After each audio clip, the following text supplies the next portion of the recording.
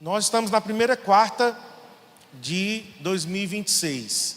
Nós entregamos, no dia 31, os marcadores com os alvos. Eu vou pedir para o pessoal da atmosfera, quem não recebeu o marcador e quiser receber, inclusive durante a palavra eu vou pedir para você usar o seu marcador. Então eu vou pedir para o pessoal da atmosfera, cadê o pessoal da atmosfera? Entrega aí, por favor, os marcadores. Quem não recebeu o dia 31, e quiser agora, enquanto eu estiver pregando, eu queria que você pegasse o seu marcador, pegasse uma caneta, porque nós vamos escrever algumas coisas, tá bom? Vamos para Êxodo capítulo 25. Levanta a mão, tá? Quem quiser o marcador, o pessoal está aí entregando. Êxodo capítulo 25, verso 9. Essa mensagem eu intitulei como Veja, planeje e profetize. Vamos declarar? Veja, planeje e profetize. Vamos mais forte? Veja, planeje e profetize. Então, primeira coisa agora que nós vamos ler nesses textos é veja. Primeiro, nós precisamos ver. Esse ver é antecipadamente enxergar o futuro. Quando você olha para o futuro, o que você enxerga? Pensa aí comigo agora em alguns segundos. Quando você pensa no futuro, quando você pensa nesse ano, vamos pensar no ano de 2026. O que você enxerga para o futuro? O nome disso é visão. Visão é uma antecipação do futuro. Pastor, eu não estou enxergando nada para 2026. Pode acontecer. Eu já vivi algumas fases da minha vida que eu olhava para o futuro e eu não enxergava nada. E quando isso acontece, nós precisamos parar tudo. Nós precisamos ir para o Senhor e nós precisamos pedir ao Senhor sonhos, planos, projetos. Nós precisamos pedir ao Senhor propósito. Porque se você olha para o futuro e não enxerga nada, está turvo, está nublado, está cinza, está escuro, então significa, irmãos, que você não vai avançar. Significa que você não vai seguir adiante, porque você não tem uma visão do futuro. Olha o que o Senhor disse a Moisés. Êxodo 25, verso 9. Nós vamos ler na revista atualizada. Segundo tudo que eu te mostrar. Deus está falando com Moisés. Moisés, segundo tudo que eu te mostrar, para modelo do tabernáculo e para modelo de todos os seus móveis, assim mesmo o fareis. Nada existia aqui ainda. Não tinha tabernáculo, não tinha móveis, mas Deus estava dando a Moisés uma visão do futuro. Moisés, eu vou te mostrar o modelo do tabernáculo, o modelo de todos os móveis. Você vai ter uma visão antecipada e segundo tudo o que eu te mostrar do futuro, você vai fazer. Como é importante, irmãos, nós pedimos a Deus essa visão antecipada. Tem um livro chamado O Poder da Visão, George Barna. É um livro bem antigo. Eu li quando eu estava no Instituto Bíblico. E nesse livro, O Poder da Visão, o George Barna, ele é um especialista em liderança, em igreja. E nesse livro ele diz, olha, todo mundo, todo ser humano precisa ter uma visão do futuro. Você precisa olhar para o futuro e enxergar algo diferente lá do presente. Você precisa olhar para o futuro e enxergar algo melhor, algo diferente, algo modificado. Exemplo, hoje eu estou com dívidas, é só um exemplo, tá? E eu estou. Hoje eu estou com dívidas. Quando eu olho para o futuro, o que eu enxergo? Eu enxergo livre de dívidas, eu enxergo uma vida equilibrada financeiramente, com todas as contas pagas. O meu futuro Eu enxergo algo diferente do que eu estou vivendo no presente? Porque se eu olho para o futuro e eu não enxergo a solução, eu não enxergo a situação diferente, eu não vou me mover até lá, eu vou ficar preso onde eu estou. A visão do futuro diferente me impulsiona. Outro exemplo, né? Alguém pode dizer, eu não tenho uma faculdade, hoje, agora, nesse exato momento, eu não tenho uma faculdade. Quando eu olho para o futuro, eu me vejo formado. Isso vai te impulsionar. Por quê? Porque é uma visão do futuro modificado. O presente modificado por algo que você enxerga lá na frente. Então Deus disse a Moisés, Moisés, segundo o que eu te mostrar, modelo do tabernáculo, modelo dos móveis, você vai fazer exatamente como você viu.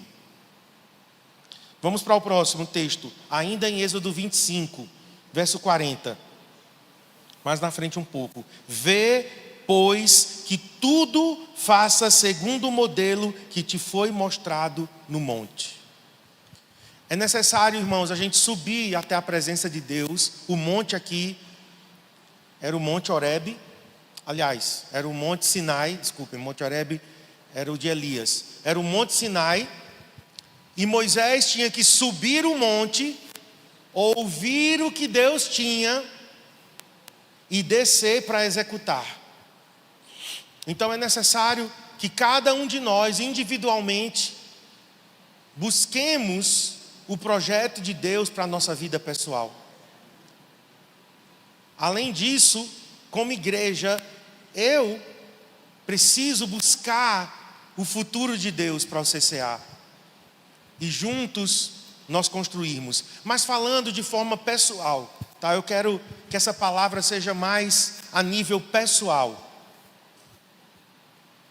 Você precisa subir o monte, conforme o Senhor te falar, te mostrar, e você precisa descer para executar as ordens do Senhor.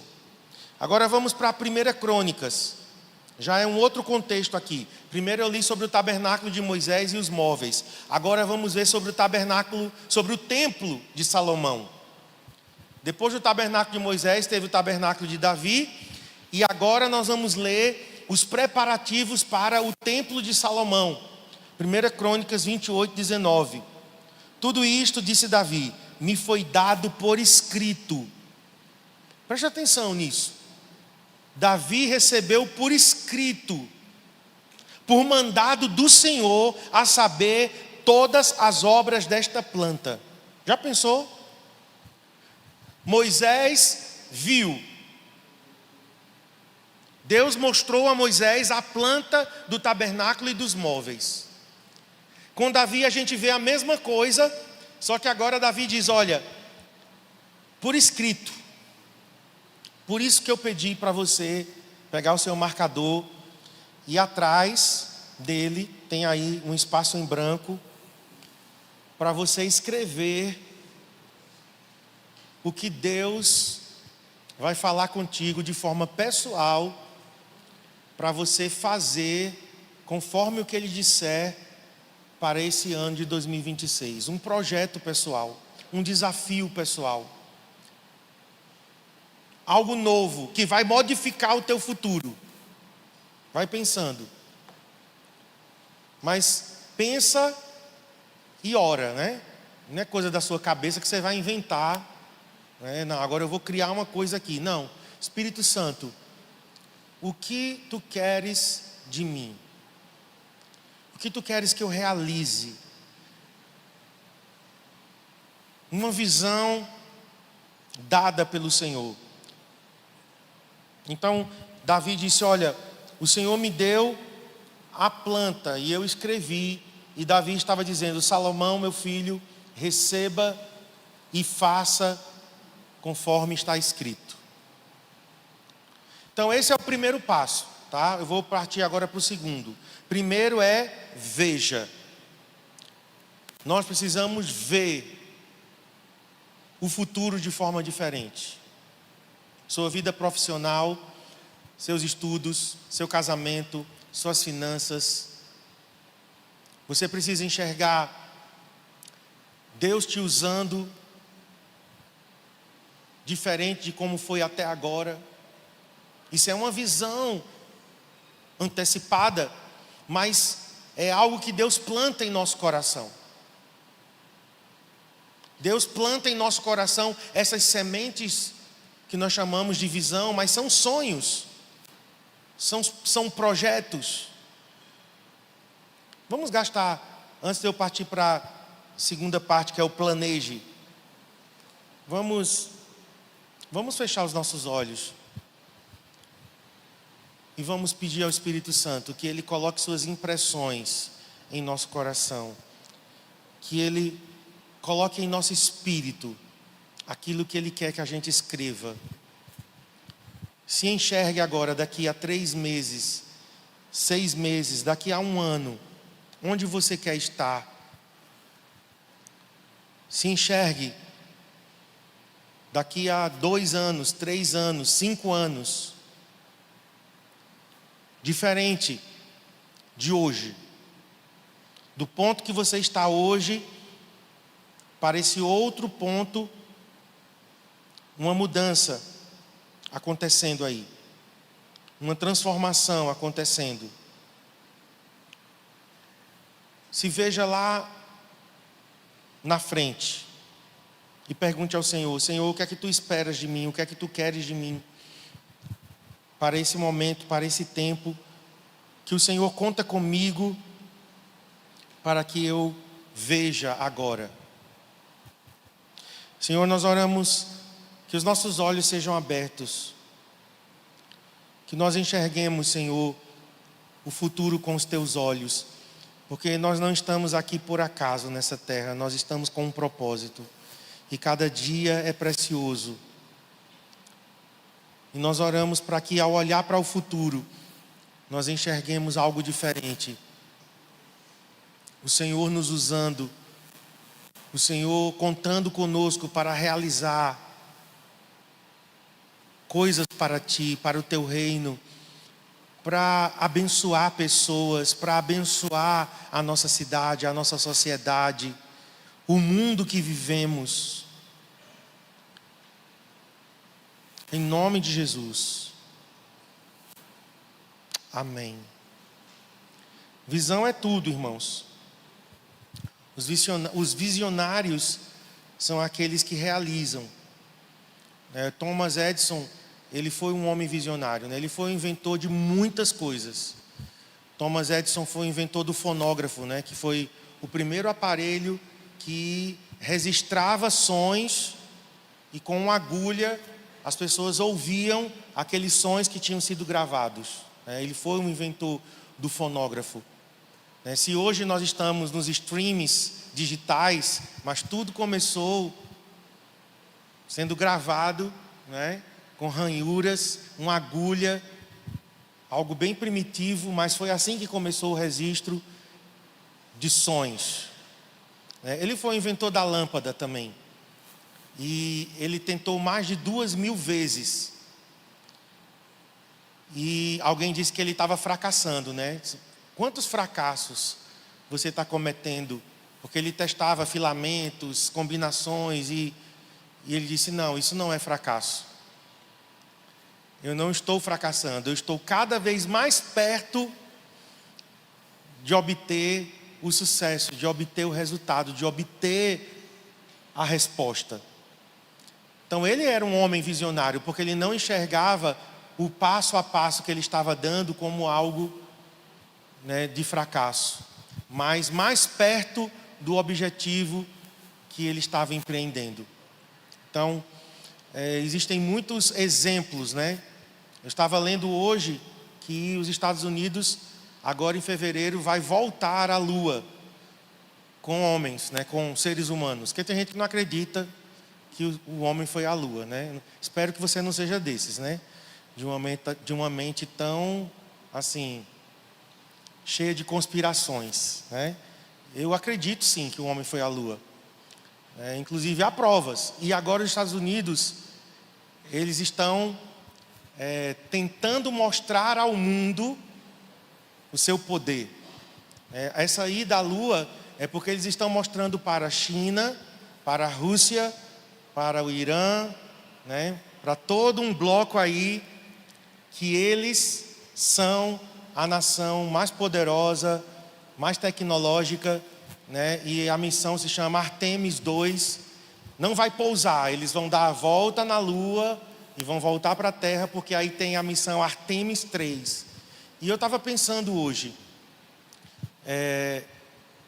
apesar de ter o lado aí político, ideológico, geopolítico, na verdade, né, é uma briga aí de poderes, mas os Estados Unidos e nações prósperas, né, não só os Estados Unidos, mas as nações prósperas, todas elas foram construídas com mentes visionárias. E nós precisamos, né, levar o Brasil a esse nível também, né, de gente que tem, né, uma visão do futuro diferente, não um vitimismo, não uma mendicância, né? A gente precisa jogar fora, né, essa imagem, esse sentimento, né, de que a gente é pedinte, de que a gente é menor, que a gente é inferior. E parece que no Nordeste isso ainda é pior ainda, né? Além de latinos, brasileiros, nordestinos, do interior, misericórdia, né? E nós não somos inferiores, irmãos, porque quem tem um chamado de Deus, Deus está contando conosco para grandes coisas, amém? Deus está contando conosco para grandes coisas. Não é porque nós estamos numa cidade do interior que Deus não possa nos usar para algo grandioso. Deus pode fazer, até porque os avivamentos começaram em cidades pequenas, ou com pessoas simples. Pastor William Seymour, que foi o avivalista, né, da Rua Azusa, leia a história. William Seymour, ele era um pastor, né, negro, acho que não chama mais negro, né, perdão, preto. Ele era pobre, era um homem simples, só tinha mulheres ali com o pastor Seymour, ou seja, era muita discriminação. As pessoas não acreditavam que algo bom pudesse sair daquele grupo ali, liderado por um pastor, né, pobre, humilde, só com mulheres, donas de casa. Os homens poderosos não estavam lá. E o avivamento começou com William Seymour, na Rua Azusa, que é uma rua lá da Califórnia, lá de Los Angeles. O avivamento do país de Gales começou com jovens de 14, 15, 16 anos. Evan Roberts era muito jovem. Então, assim, nós precisamos só mudar a nossa mentalidade e precisamos pedir a Deus uma visão do futuro, onde Ele possa contar conosco. Mas vamos para o segundo ponto agora. Planeje. Abra aí em Isaías 32, verso 8. O nobre projeta. Nós vamos analisar aqui palavra por palavra, tá? O nobre projeta coisas nobres e pela sua nobreza se mantém de pé. Isso é na Nova Almeida. Agora na NVT diz: os generosos. A palavra nobre agora, ela na NVT é trocada por generoso. Os generosos, porém, planejam fazer o que é generoso e permanecem firmes em sua generosidade. Então, primeiro, vamos ver aqui, nobre. O que é uma pessoa nobre? Pessoa nobre é uma pessoa generosa. O generoso, ele sempre está pensando em quê? Em quê, gente? Quem está aqui? Todo mundo está aqui? O generoso pensa em quê? Abra a boca, pelo amor de Deus, gente. Dá, diga dar. Se você só pensa em receber, você não é nobre. Eu não era nobre, porque para mim mais bem-aventurado era receber do que dar. Eu fui acostumado só a receber. Talvez pela forma como eu fui criado, eu não tirava nem o prato da mesa. Eu não fui ensinado nos serviços a ajudar em casa. Tudo era na minha mão. Então assim, eu só recebia. Quando eu fui para a Bolívia, porque eu fugi do exército aqui, consegui a dispensa do 71 BI e fui para a Bolívia. E quando eu cheguei lá, Deus então começou a me ensinar a dar, a não ser egoísta, a dividir espaço. Lá eu aprendi realmente a ser uma pessoa generosa. No Instituto Bíblico, logo em seguida, também, a dar, a ser generoso. O maior teste que Deus me fez passar foi eu dar o meu violão, que eu amava. E o Senhor pediu o meu violão, e eu dei meu violão. Eu consegui ofertar. No dia seguinte foi devolvido. Todos os objetos foram devolvidos. Mas eu tinha dado, eu já tinha dado como, que nunca mais eu ia ter aquele violão de volta. Mas Deus decidiu me dar de volta o violão. Ok. Mas eu aprendi a dividir, a abençoar. Aqui a palavra nobre significa generoso, significa uma pessoa voluntária. O que é um voluntário? É aquela pessoa que se dispõe mesmo quando não é solicitado. Porque tem gente que é assim, não, eu sirvo se me pedirem. Se o pastor me solicitar, eu sirvo. Mas se não me pedirem, eu não vou me oferecer não. Isso não é um coração voluntário. Você precisa estar disponível para o Senhor, até porque você não está servindo a nós em primeiro lugar. Nós estamos servindo ao Senhor, claro, servindo a nossa igreja local, servindo a nossa liderança, servindo aos irmãos, mas em primeiro lugar eu estou servindo ao Senhor. Então eu preciso ter essa nobreza de coração voluntário. Olha, irmãos, domingo vai ser o domingo que a gente vai honrar os voluntários. E eu vou aqui falar de 4 ministérios. Nós temos mais de 20, mas eu vou falar de 4 ministérios que nós estamos precisando de voluntários. Todos os ministérios estão precisando, mas existem 4. E aqui para nós é inadmissível que a gente não tenha voluntários para esses ministérios, porque como eu falei domingo passado, tudo que essa igreja precisa já está aqui disponível. Primeiro ministério, Kids, crianças. É um ministério talvez mais importante dessa igreja, mais importante do que o ministério de música, que é importante também, mas todo mundo quer o ministério de música, por quê? Porque é a plataforma. Mas nós estamos formando pastores, pastoras, missionários, missionárias, nós estamos formando cidadãs, aquelas crianças, elas estão sendo investidas, depositadas na vida delas. E hoje nós temos um culto, que é o culto das 19 horas, que nós não temos voluntários suficientes para a gente poder oferecer o Kids no culto das 19. Irmãos, isso não é bonito. Eu falo isso com pesar em meu coração. Porque aos domingos nós temos aqui, nos 3 cultos, irmãos, 600 pessoas.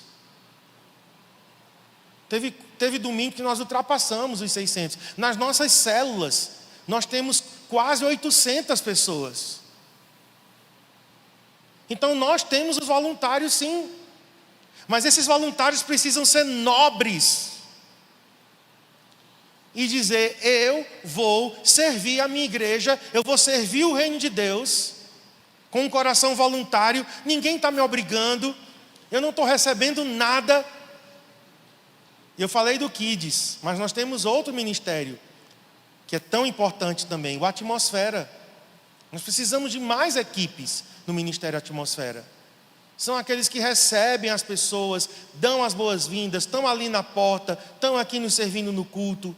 E nós precisamos de mais voluntários no Ministério Atmosfera. O terceiro ministério que nós precisamos de muitos voluntários é de organização, de eventos, de decoração. São poucas pessoas, nós temos muitas atividades, nós precisamos, e eu sei que nós temos aqui pessoas que podem se envolver. Você pode doar um pouco do seu tempo. Não é que você vai servir todos os dias, até porque nós não temos, atividade todos os dias. Você não vai ficar servindo todo final de semana. As pessoas às vezes têm medo, Não, se eu começar a servir, vão me explorar, eu vou ser um escravo. Não, irmãos, quanto mais voluntários nós tivermos, mais leve vai ser. Mas o serviço da casa de Deus, da obra de Deus, do reino de Deus, é aqui, ó. Imagina se a gente vai pagar para as pessoas servirem. Não ia ter dinheiro suficiente. O serviço da obra de Deus sempre foi com mão de obra voluntária. Em toda a história. Alguns são remunerados. Ok, mas é exceção. Precisamos de algumas pessoas remuneradas para uma dedicação mais exclusiva. Mas a grande maioria. E o quarto ministério, eu esqueci. Estava com 4 aqui na minha mente. Vou lembrar. Não vamos dizer o nome não, porque senão vai me confundir. Eu estava com 4 ministérios, mas domingo eu digo os 4. Nobre, generoso, voluntário, disposto. Uma pessoa disposta. É muito bom você ter alguém disposto com você. Você começa a fazer algo e a pessoa chega junto e trabalha junto contigo. Ela mesma se oferece, né? Ela traz soluções, ela traz saídas, ela traz suprimento. É muito bom isso. Eu lembro de uma época, não aqui no CCA, mas a gente ficava carregando caixa de som, enrolando cabo, a gente ficava montando o som, desmontando, porque meu pastor viajava para todas as cidades aqui da região. Ele visitou todas as 21 cidades ao redor de Garanhuns com campanhas, e eu estava lá, montando, desmontando, não tocava ainda, mas eu servia. Mas de vez em quando, irmãos, eu ficava olhando assim, tinha gente que se escondia para não servir. Quando a gente dizia, não, agora vamos pegar aqui essas caixas, vamos carregar a Kombi, a famosa Kombi. Tinha gente que ficava assim, se escondendo, ficava enrolando. E eu só olhando assim de longe. A pessoa enrolando. Ai, estou com uma dor aqui nas minhas costas. Acho que misericórdia, estava boa nesse instante. E agora já se entronchou para não servir. Não foi no CCA, né? No CCA não tem desse tipo. Mas, horrível isso. Porque não são pessoas dispostas, inclinado, pronto a fazer algo. Então não se esqueça, o nobre é tudo isso aqui. Generoso, voluntário, disposto, inclinado e pronto a fazer algo. O nobre projeta. Projeta significa planeja, tensiona, delibera, determina. Que é essa segunda coisa agora que nós estamos vendo. Primeiro, Deus me dá uma visão diferente do futuro. Eu enxergo o futuro diferente, mas agora eu projeto, eu planejo. E eu queria que você escrevesse aí um rápido plano de ação. Você escreveu o que você está enxergando diferente do futuro? Exemplo, né? Através desse exemplo você faz os outros, tá? Eu planejo esse ano aprender inglês. É um exemplo, tá? É uma coisa nobre isso. Você aprender um outro idioma. Eu planejo aprender inglês. Até o final do ano eu quero tá falando o básico do inglês. Agora você precisa planejar. Eu vou procurar um curso. Eu vou dedicar 1 hora por dia. Estou só assim, tá? Estou só cogitando. Eu vou contratar um professor particular. Eu vou pagar um aplicativo. Ou seja, você enxerga o futuro diferente, mas você planeja. Em 2 meses, em 3 meses, em 6 meses. Ou seja, você está ali, ó, passo a passo, planejando. O nobre planeja. Planeja o quê? Coisas nobres. Olha só. O nobre planeja coisas nobres, ou seja, de acordo com o caráter dele. O mesquinho planeja coisas mesquinhas, de acordo com o caráter dele. O egoísta planeja coisas egoístas, mas o nobre planeja coisas de acordo com o caráter dele. Ou seja, sempre o que um nobre planeja é para abençoar outras pessoas, a família. É algo nobre. Eu quero abençoar meus filhos, eu quero abençoar minha esposa, eu quero abençoar o bairro que eu moro, eu quero abençoar a cidade que eu moro. Eu quero abençoar o meu estado, a minha nação, a minha comunidade, a minha rua. Eu quero abençoar a sala de aula que eu frequento.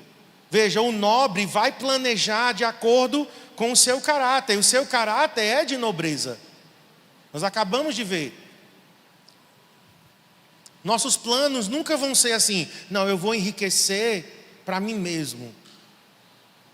Eu vou enriquecer, para eu comprar o relógio mais caro do mundo, porque eu quero ostentar. Isso não é nobreza.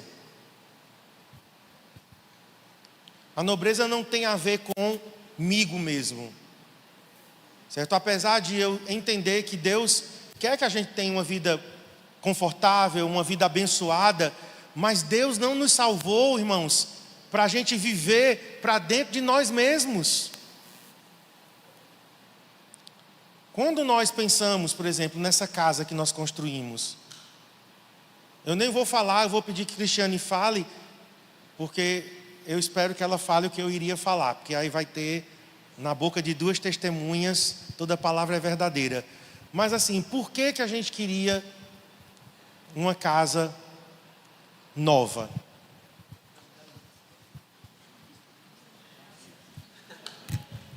Gente, para hospedar as pessoas com nobreza, que lá em casa era horrível.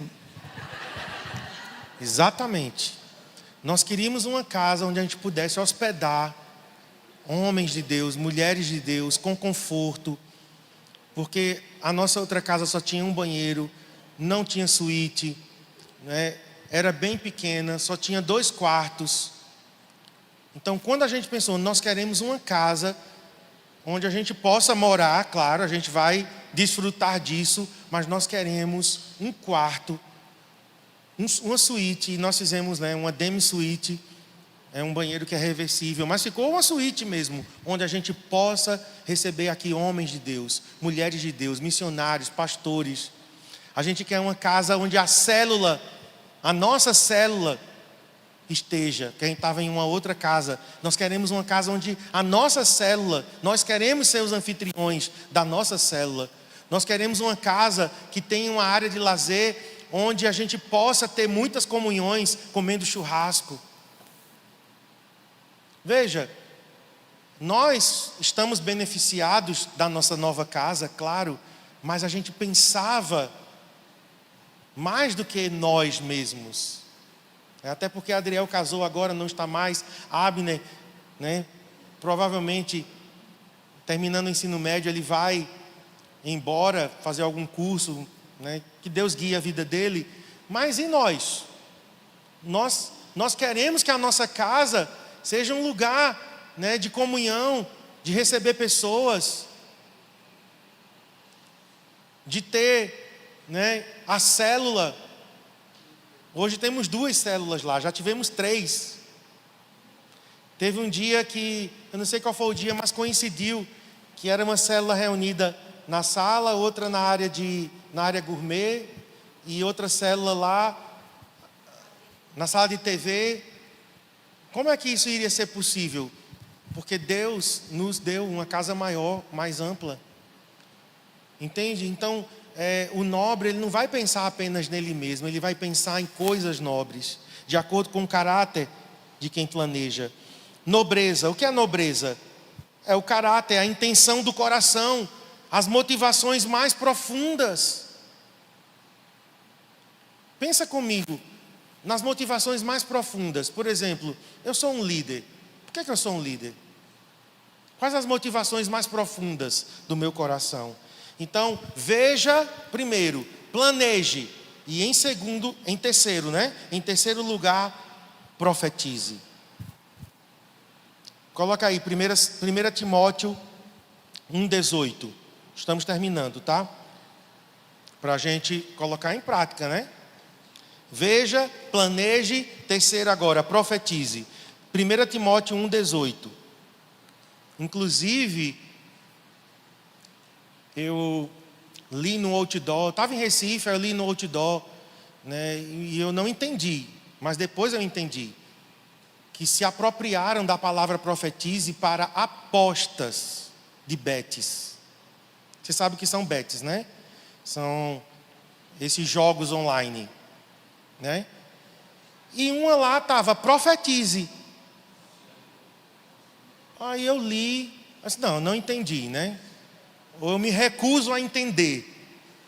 E aí eu fui ler de novo e eu fui, né?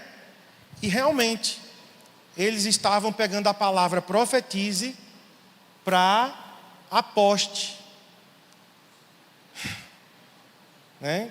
Aposte para você ganhar no futuro alguma coisa. Veja como o diabo é nojento.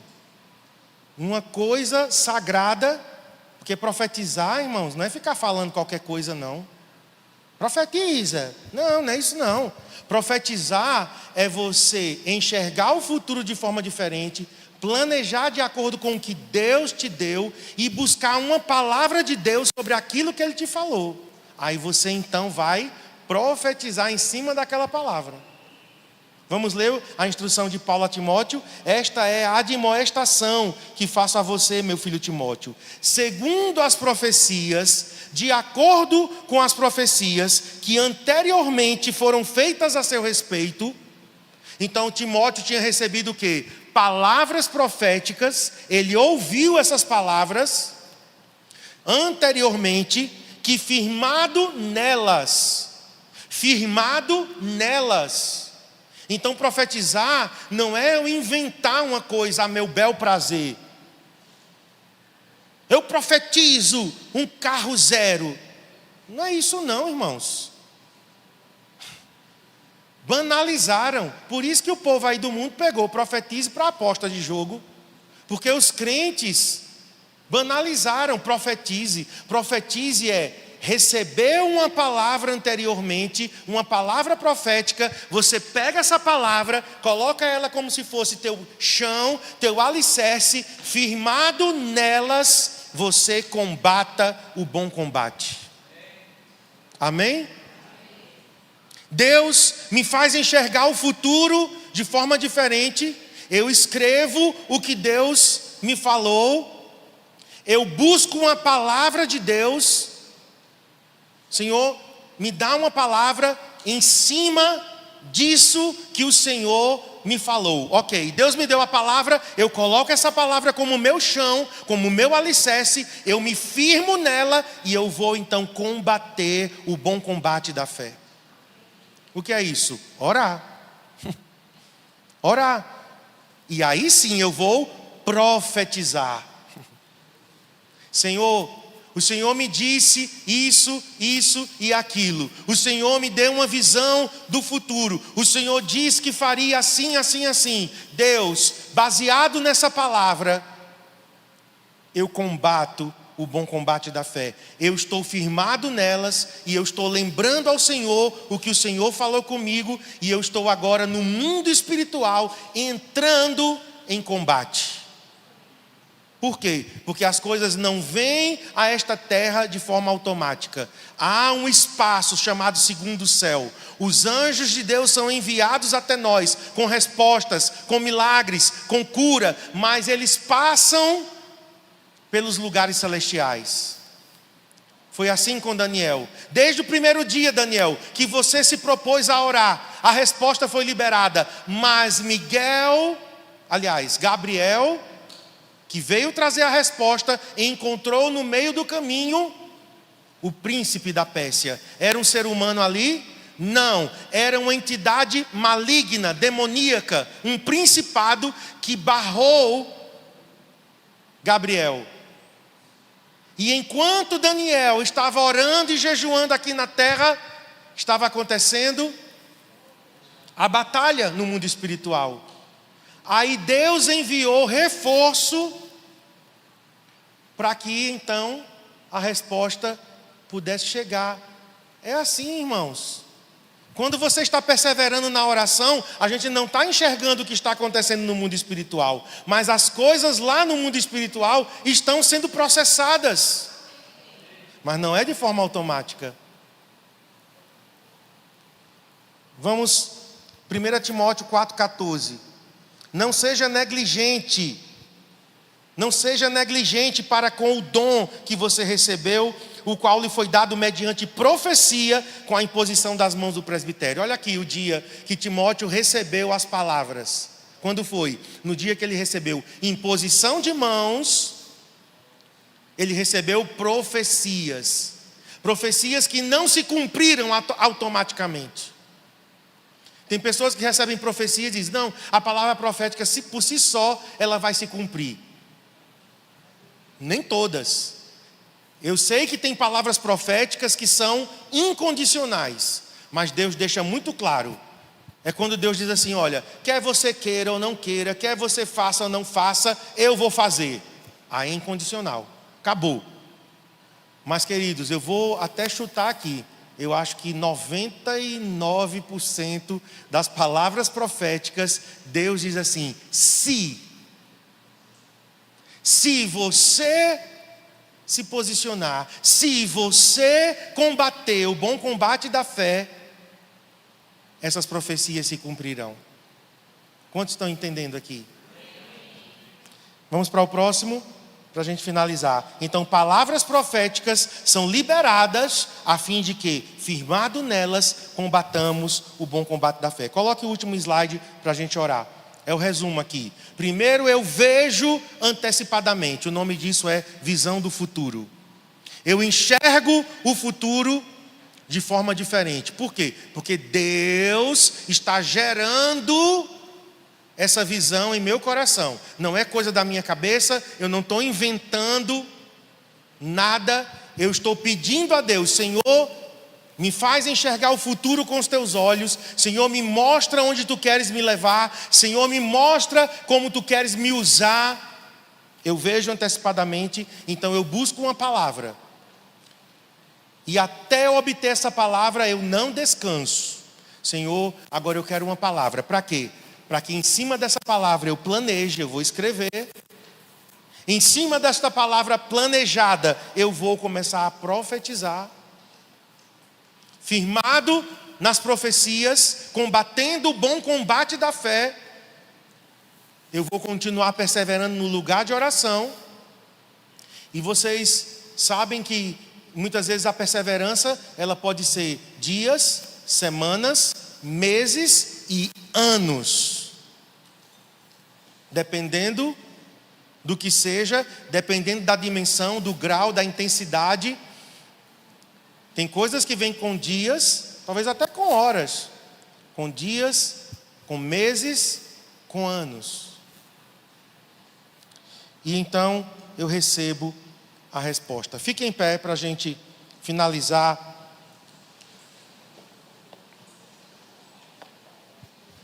Combatendo o bom combate da fé. Pegando Garanhuns como exemplo. Garanhuns tem profecias que só se cumprirão se nós combatermos firmado nelas, nessas profecias, lembrando ao Senhor. Tem um texto de Isaías que o Senhor diz, olha, Jerusalém, sobre os teus muros eu coloquei atalaias, que não dão descanso nem dia nem noite, nem de dia nem de noite. Atalaias são vigias, né? Que ficam em posições estratégicas. Nem de dia nem de noite dão descanso, até que Jerusalém seja colocada como objeto de louvor sobre a terra. Alguém já leu esse versículo aqui? Eu acho que você já leu, mas talvez você está esquecido. Mas esse versículo fala de posicionamento. Sobre os teus muros pus atalaias, que não dão descanso, mas de dia e de noite estão fazendo lembrado. Senhor, tu disseste, vamos pensar sobre Garanhuns. Tu disseste, Senhor, que Garanhuns seria uma Antioquia para o Nordeste. Seria um lugar onde o Senhor enviaria muitos missionários, pastores, levantaria muitos líderes. Senhor, você disse que Garanhuns era uma cidade posta sobre um monte para brilhar.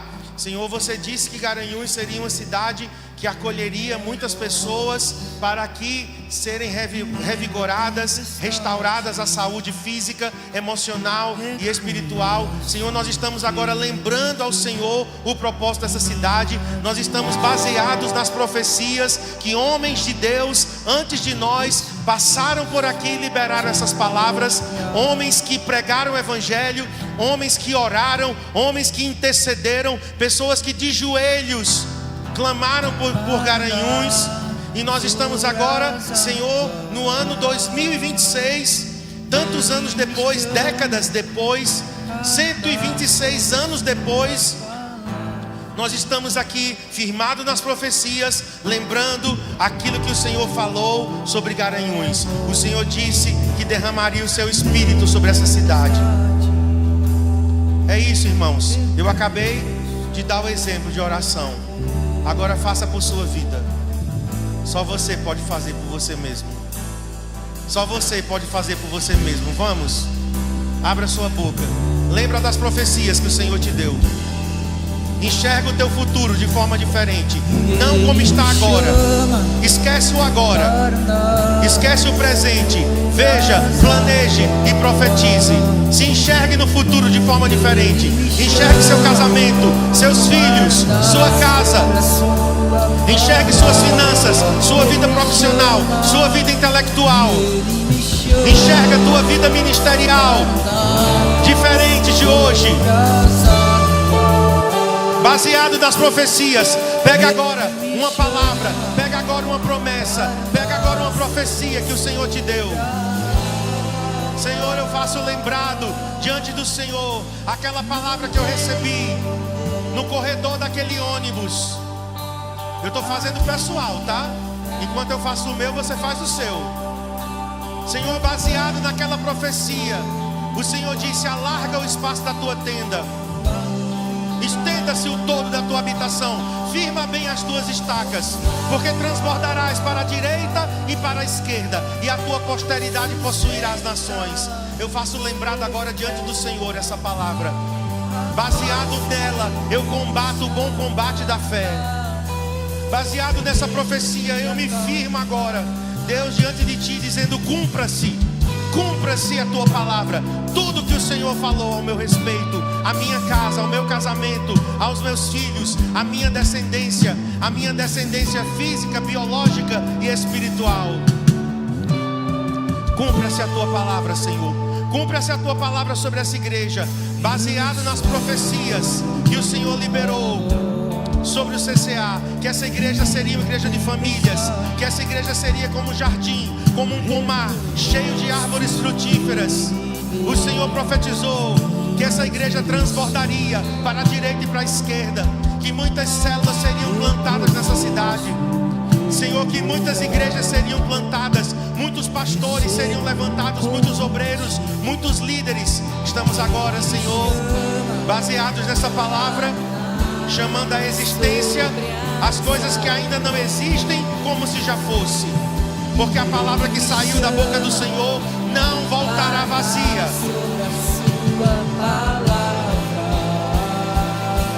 Vamos declarar: não tenho medo, não tenho medo.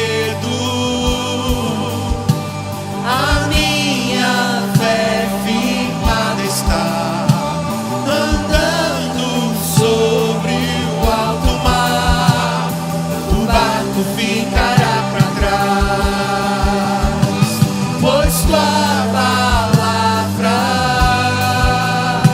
sustenta os meus pés no mar.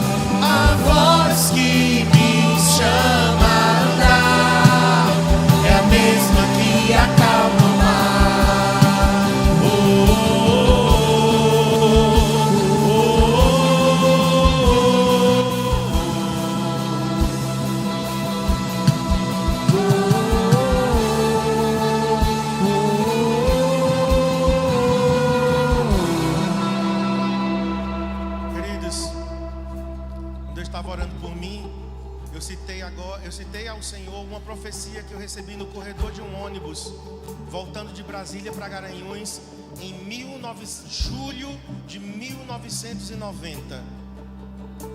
Julho de 1990, eu estava no corredor do ônibus, o pastor Emar ainda não me conhecia.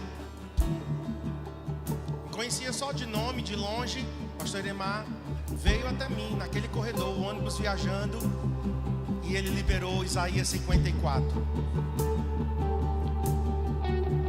Sabe quantos anos passaram? 35 anos. Algumas coisas já aconteceram, claro. Eu considero que eu alarguei o espaço da minha tenda. Eu não tinha nenhuma tenda. Eu tinha, sei lá, um barraquinho. Eu sei que o todo da minha habitação se estendeu. Minhas estacas foram firmes. Hoje eu tenho uma família, hoje eu tenho uma esposa, hoje eu tenho filhos, hoje eu tenho uma nora, hoje eu tenho uma igreja. Então, comparado a 35 anos atrás, eu não era nada naquela época, eu era um adolescente. Mas deixa eu te dizer,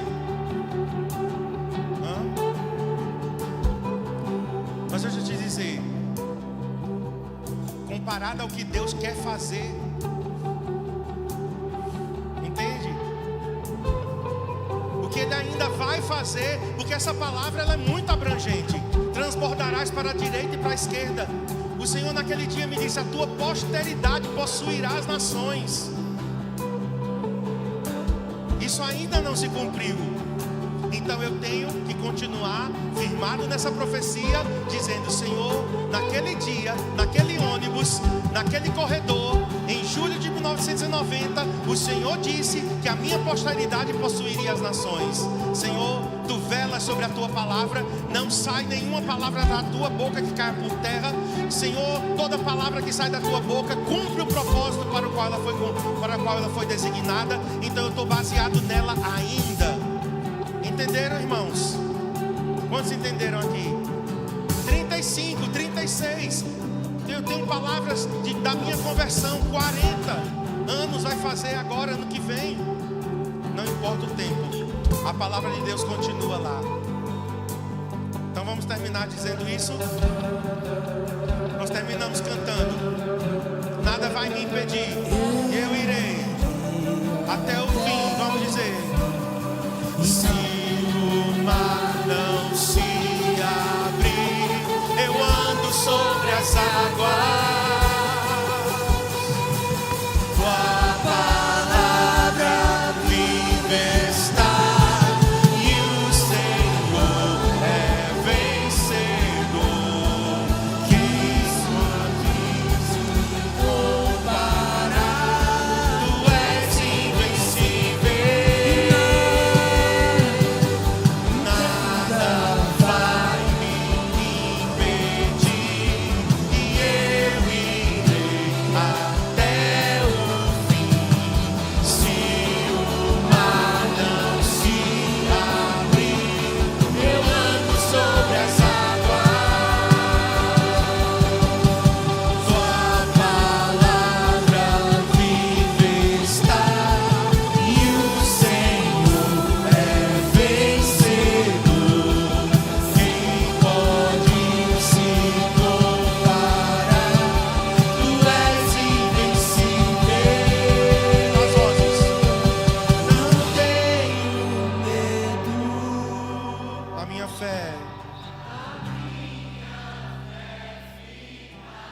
Andando sobre o mar, sobre o alto mar, o barco ficará para trás,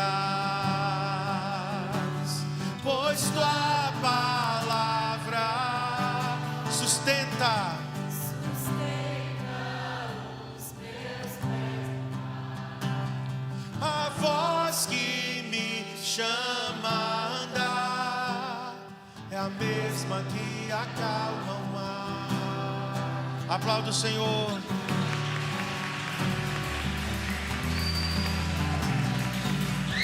Amém.